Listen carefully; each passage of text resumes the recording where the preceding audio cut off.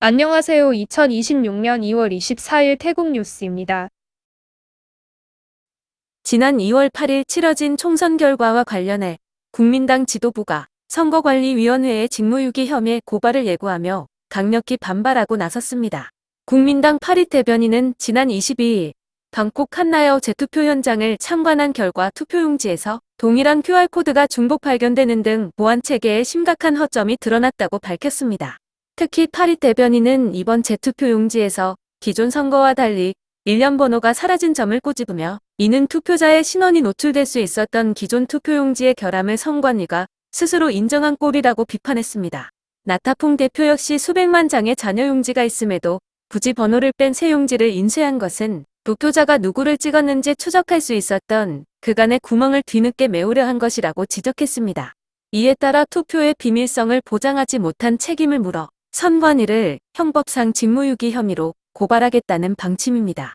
나타퐁 대표는 이번 선거가 무효로 판결될 가능성까지 염두에 두고 시나리오별 대응 계획을 수립했다며 시민사회와 협력해 개표 결과를 투명하게 공개할 것을 촉구했습니다. 지난 2월 8일 치러진 총선에 대해 우리 국민 상당수가 냉담한 시선을 보내고 있다는 여론조사 결과가 나왔습니다. 수완두시 대학교의 여론조사 기관인 수완두시 폴이 실시한 조사에 따르면 응답자의 절반에 가까운 49%가 이번 선거 이후에도 태국의 정치 지형은 이전과 똑같을 것이라며 낮은 기대감을 드러냈습니다. 특히 응답자의 68%는 선거 과정의 불투명성과 부정행위를 가장 큰 우려 사항으로 꼽았는데요. 선거관리위원회의 업무 수행에 대해서도 만족하지 못한다는 응답이 매우 만족한다는 답변보다 4배 이상 높게 나타나 선관위의 신뢰도에 빨간불이 켜진 상황입니다. 현장에서는 복잡한 투표 절차와 안내 부족에 대한 불만도 쏟아졌습니다. 전문가들은 민심 왜곡에 대한 불신이 깊게 뿌리 박혀 있는 만큼 차기 정부가 이러한 회의론을 희망으로 바꾸는 것이 무엇보다 시급한 과제가 될 것이라고 분석했습니다. 태국 육군이 최근 불거진 캄보디아 접경 지역 분쟁 보도와 관련해 사실과 다른 부분이 많다며 조목조목 반박하고 나섰습니다. 태국 육군 대변인 윈타이 소장은 페이스북 페이지 더 뉴욕 에디토리얼의 보도에 대해 공식 성명을 발표했는데요. 해당 기사가 출처가 불분명한 캄보디아 측의 일방적인 주장만을 담아 사실관계를 심각하게 왜곡하고 있다고 지적했습니다. 육군은 특히 F-16 전투기 동원이 과잉 대응이라는 주장에 대해 캄보디아군이 먼저 중화기로 태국 민간인 거주지를 공격했기 때문이라고 밝혔습니다. 또한 캄보디아 측이 민간 건물을 군사기지로 활용함에 따라 정밀 타격이 불가피했으며 이는 유엔 헌장에 따른 정당한 자위권 행사라고 강조했습니다. 일부에서 제기된 비인도적 무기 사용 의혹과 공포 분위기 조성에 대해서도 해명했는데요. 살상용이 아닌 장비 파괴용 탄환을 제한적으로 사용했을 뿐이며 마을의 장송곡 등을 방송했다는 주장 역시 군이 아닌 민간 단체의 행동이라고 선을 그었습니다. 미 대법원의 위헌 판결에도 불구하고 도널드 트럼프 대통령이 또다시 새로운 관세 카드를 꺼내들면서 태국 수출업계에 긴장감이 감돌고 있습니다. 태국 산업연맹은 미 대법원이 기존 관세 조치에 대해 위법 결정을 내렸지만 트럼프 대통령이 곧바로 무역확장법 122조를 동원해 모든 수입품의 15%의 보편적 관세를 부과하기로 하면서 수출 기업들이 다시 큰 어려움에 처했다고 밝혔습니다. 아피치 부회장은 미 정부가 국가안보나 불공정 무역 등을 이유로 동원할 수 있는 법적 수단이 여전히 많다고 경고했는데요. 이번 조치로 그동안 관세를 면제받았던 제품들까지 비용 부담이 커지면서 향후 150일간은 단기적인 충격이 불가피할 것으로 내다봤습니다. 이에 따라 산업연맹은 기업들의 미국 시장에 대한 의존도를 낮추고 신규 시장 개척에 힘써달라고 당부했습니다. 또한 현재 진행 중인 자유무역 협정 체결 속도를 높여 무역 장벽을 낮추는 근본적인 대책이 시급하다고 강조했습니다. 태국의 고질적인 문제로 꼽히는 높은 전기요금과 관련해 브라차차땅의 타위 소송 대표가 대대적인 구조 개혁을 예고했습니다. 타위 대표는 최근 자신의 SNS를 통해 현재 유닛당 4밭이 넘는 전기료를 3.5밭 수준으로 대폭 낮추겠다는 로드맵을 발표했는데요. 태국의 전기료가 비싼 이유는 시장 논리 때문이 아니라 비정상적으로 뒤틀린 구조 탓이라고 지적했습니다. 실제로 태국의 전력 예비율은 적정 수준을 훨씬 초과한 45%에 달하지만 국민들은 사용하지도 않는 전력에 대해 민간 발전사에 이른바 대기 비용을 지불하고 있는 실정입니다. 여기에 수입가스 의존도가 높아지면서 연료비 부담까지 가중되고 있다는 분석입니다. 이에 타위 대표는 과도한 전력 계약의 재협상과 함께 가정용 태양광 발전을 활성화하는 넷 미터링 제도의 즉각적인 도입을 촉구했습니다. 또한 에너지 관리 기구의 통합과 국가 발전 비중 확대를 통해 에너지 주권을 국민에게 되찾아줘야 한다고 강조했습니다. 태국의 올해 1월 수출이 AI 관련 수요에 힘입어 큰 폭으로 뛰어올랐지만 농산물 수출은 여전히 고전을 면치 못하고 있습니다. 태국 상무부 무역정책전략국의 발표에 따르면 1월 수출액은 약 315억 7천만 달러로 지난해보다 24.4% 급증하며 19개월 연속 성장세를 이어갔는데요. 특히 전 세계적인 AI 기술 열풍으로 반도체와 컴퓨터 등 전자제품 수출이 호조를 보이면서 산업제품군은 무려 22개월째 성장을 기록했습니다. 하지만 농산물 분야의 상황은 조금 다릅니다. 쌀과 고무, 설탕 등 주력 상품의 수출이 줄어들면서 6개월 연속 마이너스 성장의 늪에 빠져 있는데요. 전자제품과 농산물 간의 수출 양극화 현상이 뚜렷해지는 모습입니다. 상무부는 글로벌 AI 인프라 투자 확대를 긍정적인 신호로 보면서도 다타 가치의 변동성과 지정학적 갈등에 따른 무역 규제 변화를 향후 수출의 주요 리스크로 꼽았습니다. 기상국이 기습적인 여름 폭풍과 함께 올해 여름 기온 전망을 발표했습니다.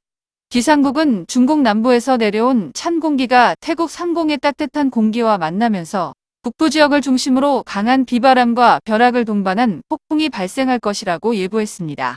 실제로 지난 22일 저녁 치앙마이 프라오군 일대에는 강력한 폭풍이 몰아쳐 사원 지붕이 날아가고 주택과 차량이 파손되는 등 피해가 속출했는데요. 당국은 긴급 복구 지원과 함께 추가 피해 방지를 당부했습니다. 여름 더위와 관련해서는 다행히 작년 같은 극한 폭염은 없을 것이라는 분석입니다. 엘니뇨에서 라니냐로 넘어가는 전환기를 맞아 찬 공기가 주기적으로 유입되면서 열기를 식혀줄 것으로 보이기 때문인데요. 방콕의 최고 기온은 39도 안팎으로 40도를 넘지 않을 전망이며 비가 내리면서 미세먼지 농도도 점차 낮아질 것으로 보입니다.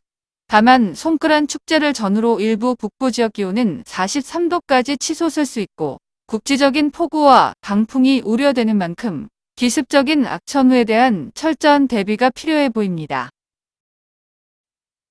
사탕수수 수확차를 맞은 태국 지방 도로가 대형 트레일러들의 과적과 전도 사고로 몸살을 앓고 있습니다.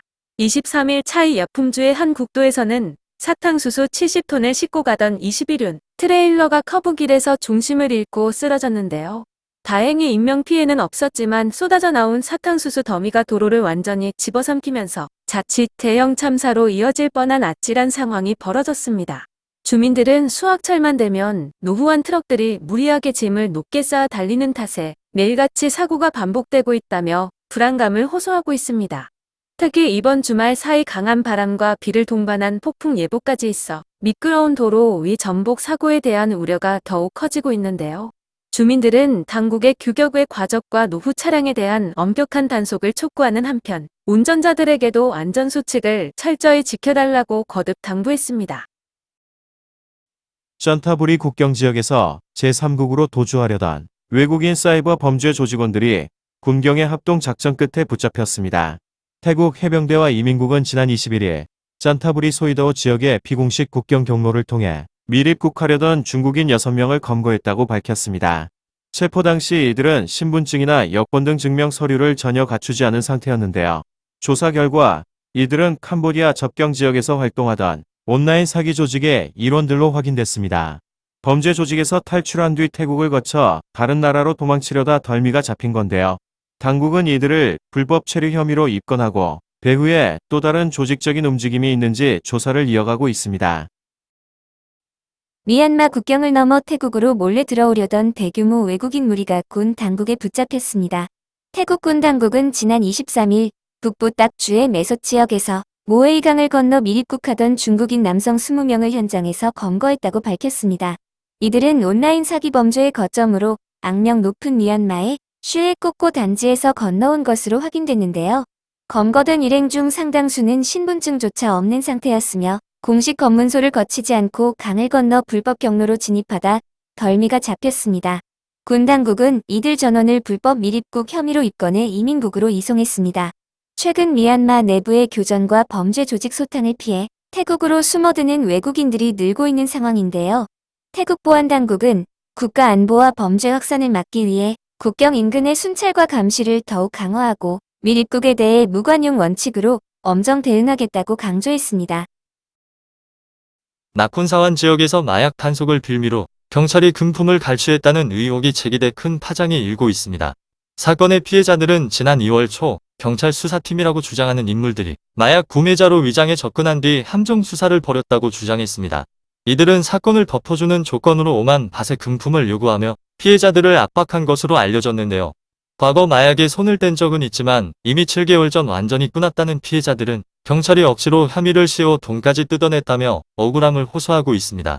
특히 이번 사건의 가해자로 지목된 이들이 과거 태국 사회를 뒤흔들었던 감독관 조 고문치사 사건의 연루팀 소속인 것으로 알려지면서 비판 여론은 더욱 거세지고 있습니다. 나콘사완 경찰청장은 즉각 엄정한 수사를 지시했으며 공권력 남용에 대한 철저한 진상규명이 이루어질지 주목됩니다. 파타야를 무대로 활동해온 다국적 스캠 조직의 작은 인출책들이 경찰에 붙잡혔습니다.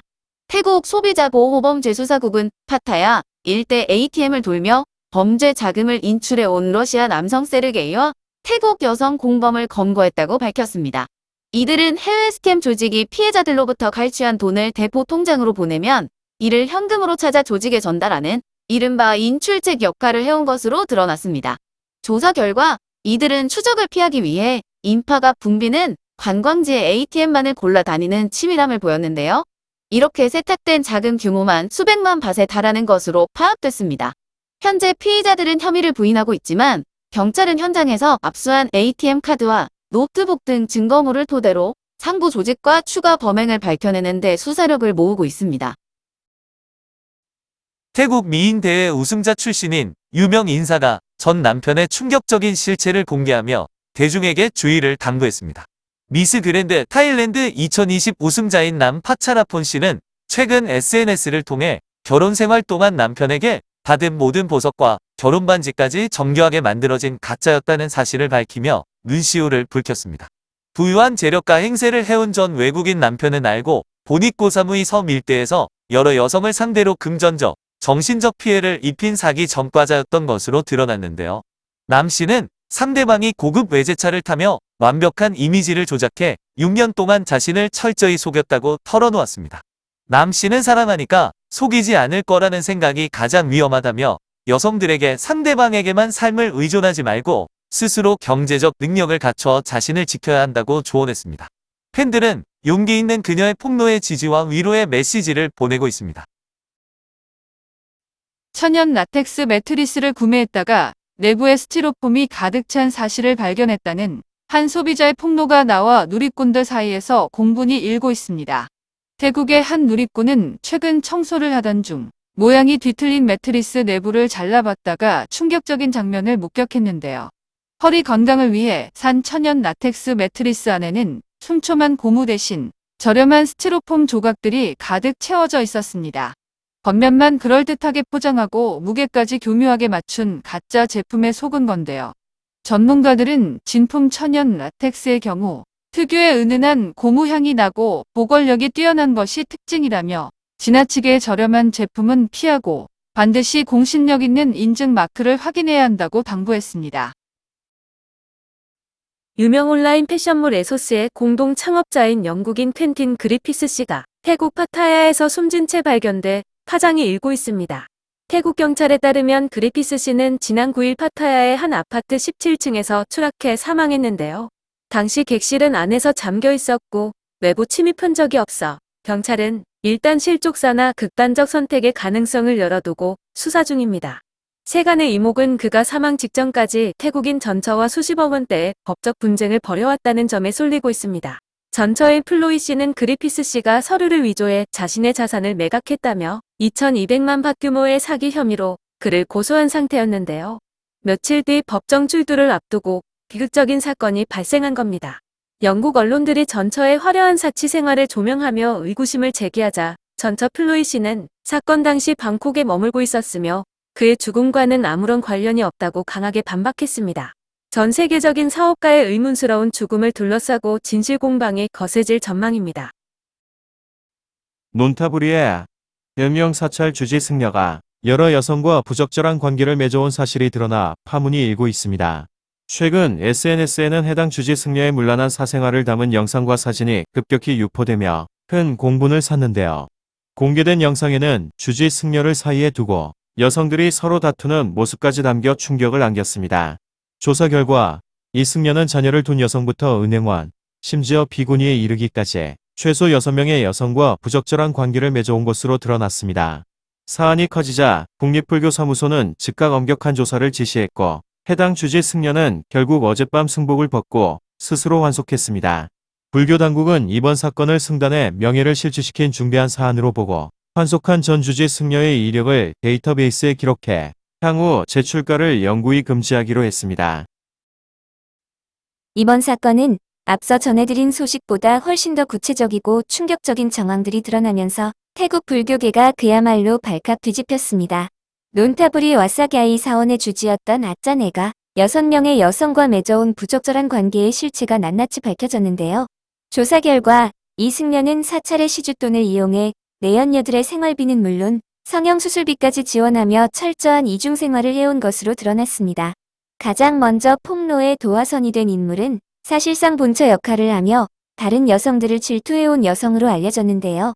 이외에도 스님이 직접 전신 미백과 성형수술비를 대주며 관리해온 미얀마 출신 여성, 그리고 학비와 생활비를 정기적으로 송금받아온 여대생도 있었습니다. 특히 충격을 더하는 것은 승려가 거액의 가슴 성형 비용을 지불하며 이른바 페이 관계를 유지해온 젊은 여성이 있었다는 사실입니다. 여기에 사찰 내에서 함께 생활하던 비구니, 그리고 금융거래를 통해 알게 된 은행원까지 얽혀 있어 대중의 분노는 극에 달하고 있습니다. 온라인상에서는 성불이 아닌 성형을 시켜주는 스님이었느냐는 날선 비판과 함께 신도들의 소중한 시주돈이 모두 내연녀들에게 흘러들어갔다는 비난이 쏟아지고 있습니다. 불교 당국은 해당 승려를 전산 시스템에 영구 등록해 다시는 승단에 발을 붙이지 못하도록 조치했습니다. 오늘도 시청해 주셔서 감사합니다.